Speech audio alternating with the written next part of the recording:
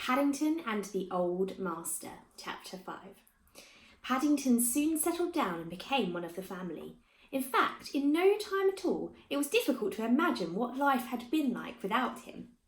He made himself useful about the house, and the days passed quickly.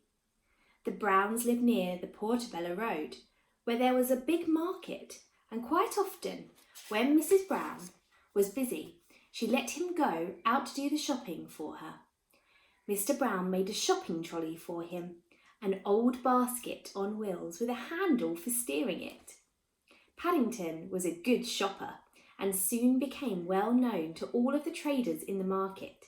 He was very thorough and took the job of shopping very seriously. He would press the fruit to see that it had the right degree of firmness, as Mrs. Bird had shown him, and he was always on the lookout for a bargain. He was a popular bear with the traders, and most of them went out of their way to save the best things of the day for him.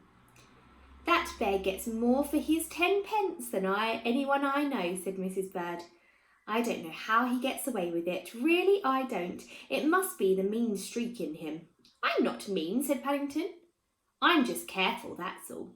"Well, whatever it is," replied Mrs. Bird, "you're worth your weight in gold." Paddington took this remark very seriously and spent a long time weighing himself on the bathroom scales. Eventually, he decided to consult his friend Mr. Gruber on the subject. Now, Paddington spent a lot of his time looking in shop windows, and of all the windows in Portobello Road, Mr. Gruber's was the best shop window. For one thing, it was nice and low so that he could look in without having to stand on tiptoes, and for another, it was full of interesting things. Old pieces of furniture, medals, pots and pans, pictures. There were so many things, it was difficult to get inside the shop. And old Mr. Gruber spent a lot of his time sitting in a deck chair on the pavement.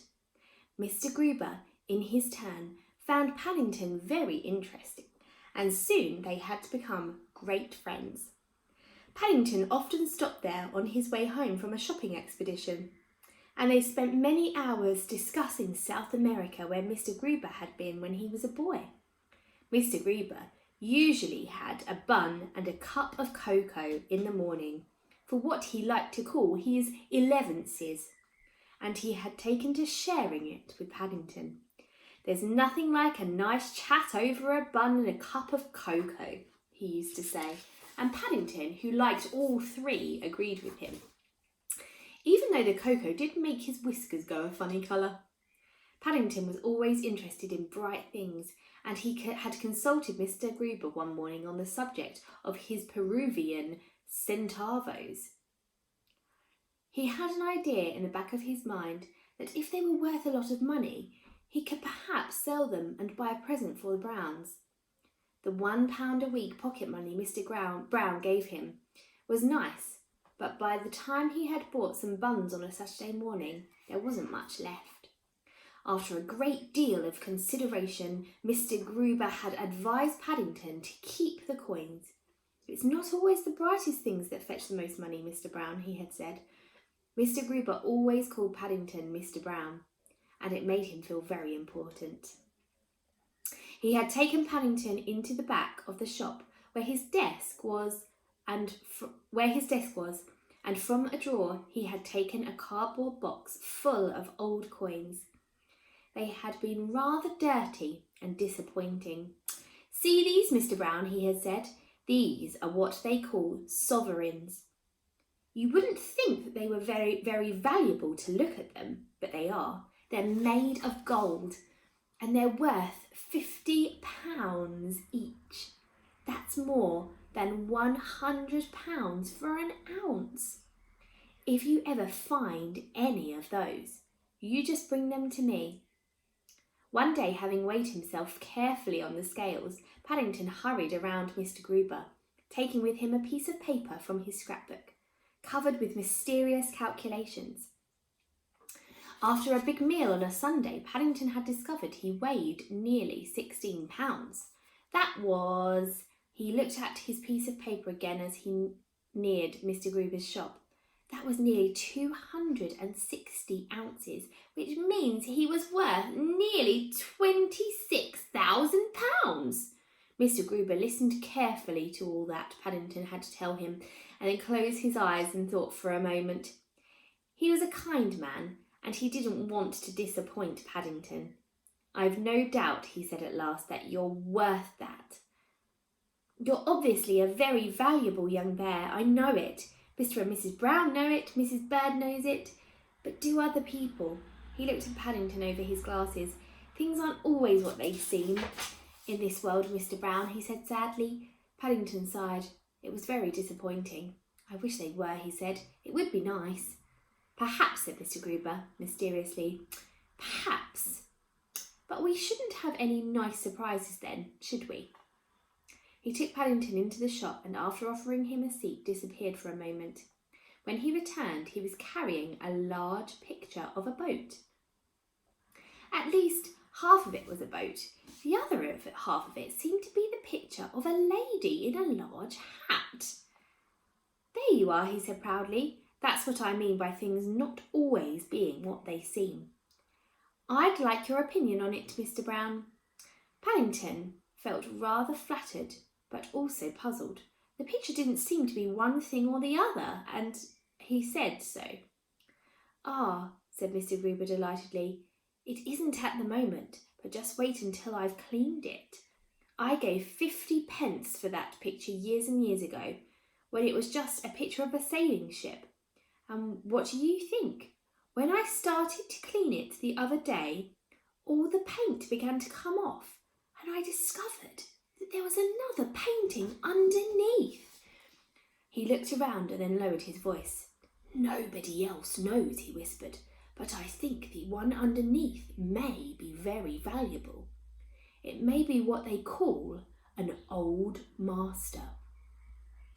Seeing that Paddington still looked puzzled, he explained to him that in the old days, when artists ran short of money and couldn't afford any canvases to paint on, they sometimes painted on top of old pictures, and sometimes, very occasionally, they painted them on top of pictures by artists who afterwards became famous and whose pictures were worth a lot of money. But as they had been painted over, no one knew anything about them. "It all sounds very complicated," said Paddington thoughtfully. Mr. Gruber talked for a long time about painting, which was one of his favourite subjects. But Paddington, though he was usually interested in anything Mr. Gruber had to tell him, was hardly listening. Eventually, refusing Mr. Gruber's offer of a second cup of cocoa, he slipped down off the chair and began making his way home. He raised his hat automatically whenever anyone said good day to him, but there was a faraway expression in his eyes. Even the smell of buns from the bakery passed him, and he didn't even mind. Paddington had an idea. I wonder what his idea might be. Definitely something about the old master painting has given Paddington an idea. When he got home, he went upstairs to his room and lay on the bed for a long while, staring up at the ceiling. He was up there so long that Mrs. Bird became quite worried and poked her head round the door to know if he was all right. "Quite all right, thank you," said Paddington distantly. "I'm just thinking." Mrs. Bird closed the door and hurried downstairs to tell the others. Her news had a mixed reception. "I don't mind him just thinking," said Mrs. Brown with a worried expression on her face. "It's when he actually thinks of something that the trouble starts." But she was in the middle of her housework and soon forgot about the matter. Certainly, both she and Mrs. Bird were much too busy to notice the small figure of a bear creeping cautiously in the direction of Mrs. Brown's shed a few minutes later. Nor did they see him return, armed with a bottle of Mr. Brown's paint remover and a large pile of rags. Had they done so, they might have had good cause to worry. And if Mrs. Brown had seen him creeping on tiptoe into the drawing room, closing the door carefully behind him, she wouldn't have had a minute's peace.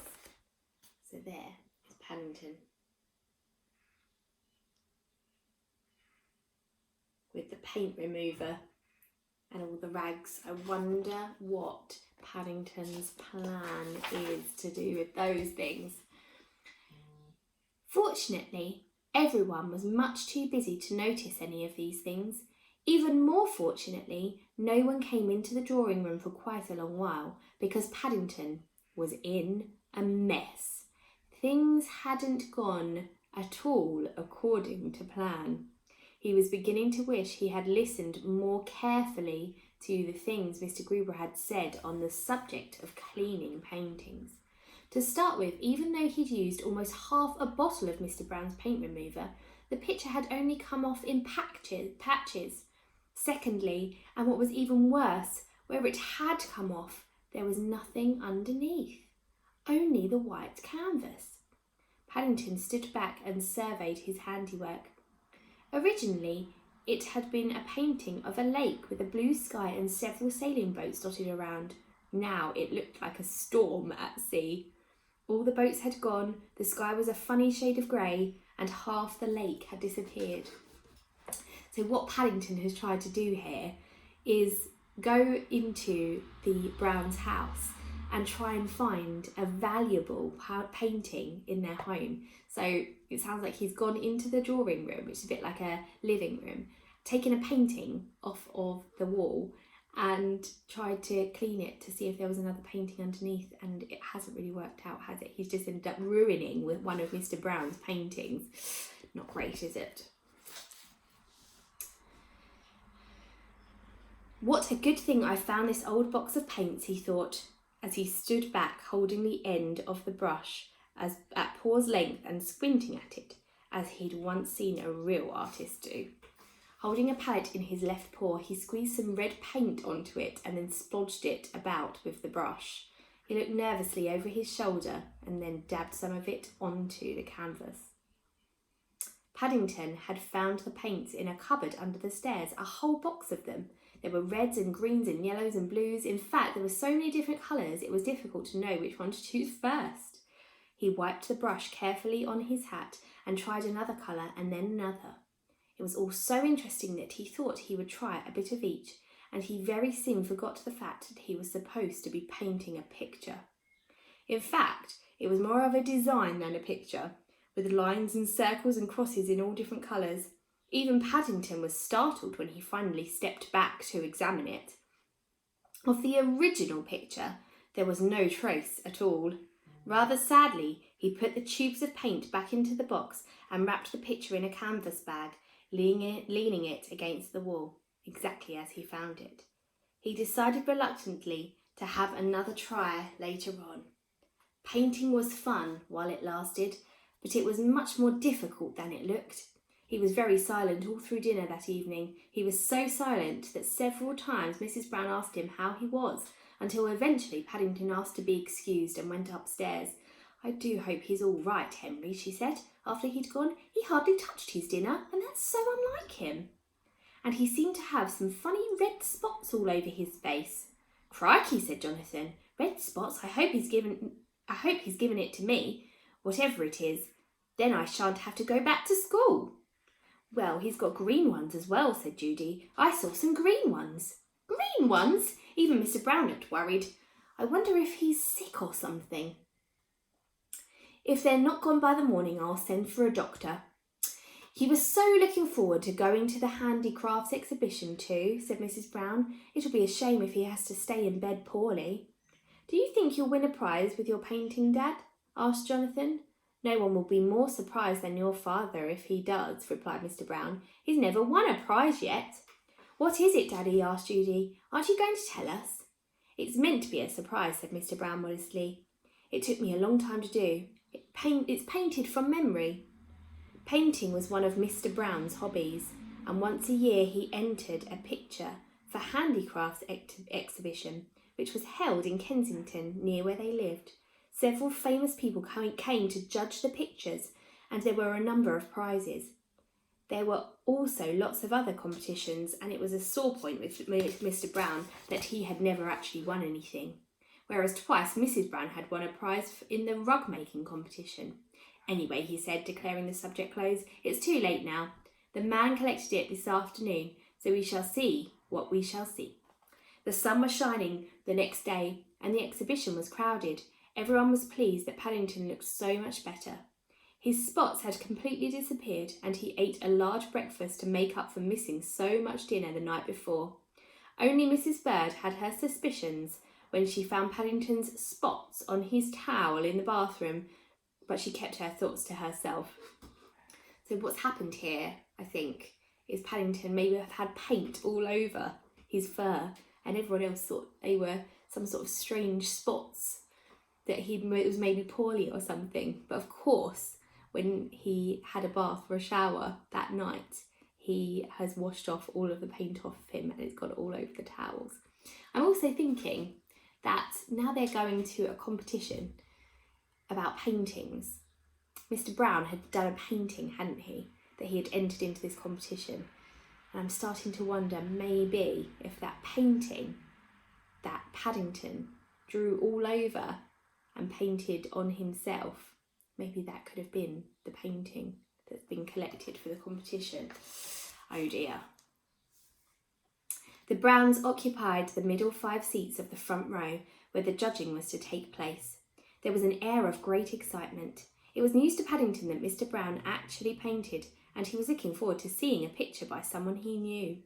On the platform, several important-looking men with beards were bustling about, talking to each other and waving their arms in the air. They appeared to be having a great deal of an argument about one painting in particular. "Henry," whispered Mrs. Brown excitedly, "I do believe they're talking about your painting. I recognise the canvas bag." Mr. Brown looked puzzled. "It certainly looks like my bag," he said, "but I don't think it can be. All the canvas was stuck to the painting. Didn't you see? Just as if someone had put it inside while it was still wet. I painted mine ages ago." Paddington sat very still and stared straight ahead, hardly daring to move. He had a strange, sinking feeling in the bottom of his stomach, as if something awful was about to happen. He began to wish he hadn't washed his spots off that morning. Then at least he could have stayed in bed. Judy poked him with her elbow. "What's the matter, Paddington?" she asked. "You look most peculiar. Are you all right?" "I don't feel well," said Paddington in a small voice, "but I think I'm in trouble again." "Oh dear," said Judy. "Well, keep your paws crossed." Paddington sat up. One of the men on the platform, the most important looking one with the biggest beard, was speaking, and there Paddington's knees began to tremble. There on the platform, on an easel in full view of everyone, was his picture. He was so dazed he only caught scraps of what the man was saying. Remarkable use of colour, very unusual, great imagination, a credit to the artist. And then he almost fell off his seat with surprise. The winner of the first prize is Mr. Henry Brown of 32 Windsor Gardens. Paddington wasn't the only one who felt surprised. Mr. Brown, who was being helped up to the platform, looked as if he had just been struck by lightning. But, he stuttered, "there must be some mistake." "Mistake?" said the man with the beard. "Nonsense, my dear sir. Your name's on the back of the canvas. You are Mr. Brown, aren't you? Mr. Henry Brown?" Mr. Brown looked at the painting with unbelieving eyes. "It's certainly my name on the back," he said. "It's my writing." He left the sentence unfinished and looked down towards the audience. He had his own ideas on the subject, but it was difficult to catch Paddington's eye. It usually was when you were particularly wanting to. "I think," said Mr. Brown, when the applause had died down and he had accepted the cheque of £10 which the man gave him, "proud as I am, I think I would like to donate the prize to a certain home for retired bears in South America." A murmur of surprise went round the assembly, but it passed over Paddington's head. Though he would have been very pleased had he known its cause. He was staring hard at the painting, and in particular at the man with the large beard, who was beginning to look hot and bothered. "I think," said Paddington to the world in general, they might have stood it the right way up. It's not every day a bear wins first prize in a painting competition. So that's amazing, isn't it? So even with Paddington having drawn over the top of Mr. Brown's painting for the competition, they loved Paddington's painting and Paddington ended up winning the competition. Oh my goodness, what is he going to get up next? We'll find out very soon. See you soon.